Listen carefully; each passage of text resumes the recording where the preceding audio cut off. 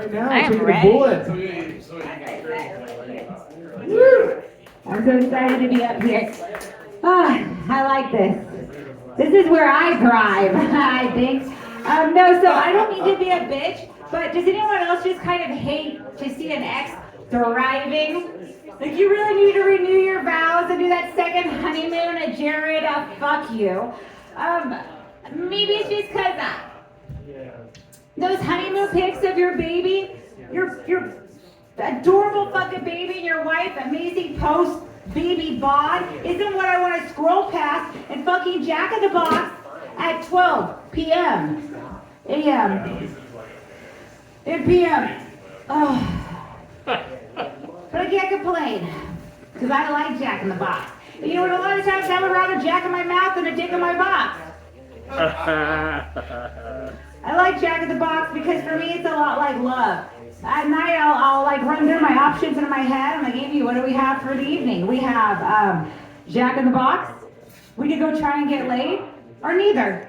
And you know what? Neither is the loneliest. Yes, getting laid, Jack in the Box, they warm up the bed just right. But the probability that I'm gonna feel terrible when both go the way of a steaming pile of shit is just like so high. I mean, the steaming pile of shit is like the guarantee. So I know it's also my fault as I see this ex thrive. And I'm gonna blame the American education system and vocabulary. Because I cannot get down the C words. They're so big and complicated. Have you ever realized like a relationship? All those big and complicated C words, you have stuff you have to figure out, like commitment, communication. I'm not good at that. I'm autistic. That's why I'm drinking so much. I'm just trying to cure my autism.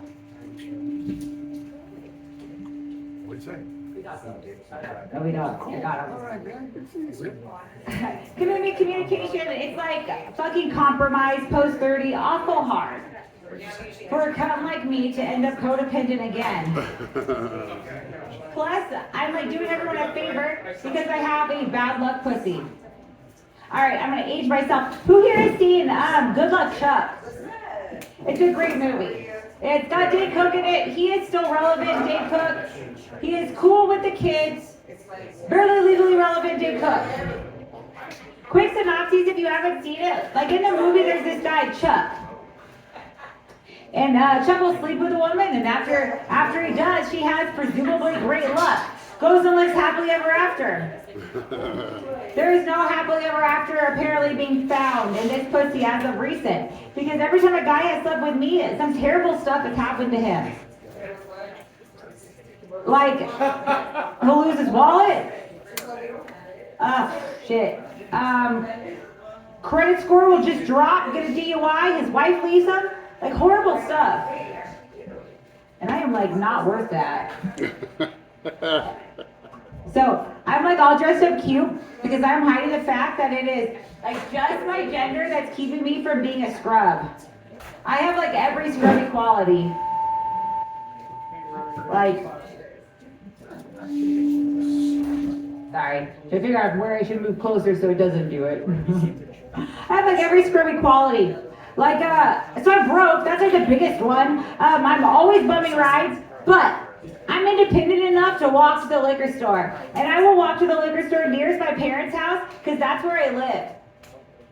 I am seriously a Newport habit away from leaning over the passenger side of my best friend's ride and hollering to get laid. And that would not work, that'd be silly. My best friend drives a Prius. And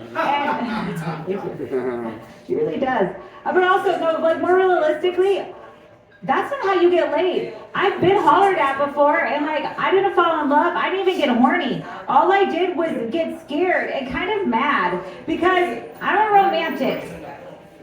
And I have been to enough weddings. I wouldn't even have to have been to all those weddings to know that like there is no woman out there that answers the question of how did you guys meet? With a story like this. All right. So I was out for my early afternoon jog. Oh, you know, I'm just trying to be cute. Maybe I'll get taken on a nice date. Early afternoon jog. And I hear this bass thumping behind me. I don't even know what song is playing. The bass is thumping so loud, it's threatening.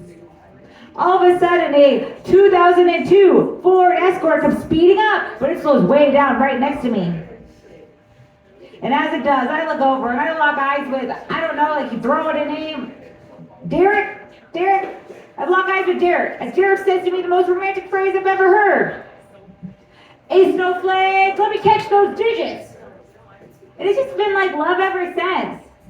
No, that is no one's How I Met Your Mother speech. That is not in any weddings. That is, when I think about that, I'm like, I'm okay with just living a pussy money weed life right now. Like, that's turning into a crazy cat lady. I don't have stacks, but sure as shit, once I get those stacks, I'm gonna count with my cats. For now, though, I'm gonna get off the stage. I'm gonna get lucky tonight, though. I'm looking forward to it. I got a cereal box at home. On the front it says prize inside. All right, and then our host is not, I think you're doing it from the DJ area. Yeah. So I'll put this here. The next person that touches this mic is gonna be hella funny. There you go. Woo! Yeah. Amy. One more time for Amy. Yay. We're gonna bring the mic down here. We're gonna get a little bit of feedback. I think this is the sweet spot right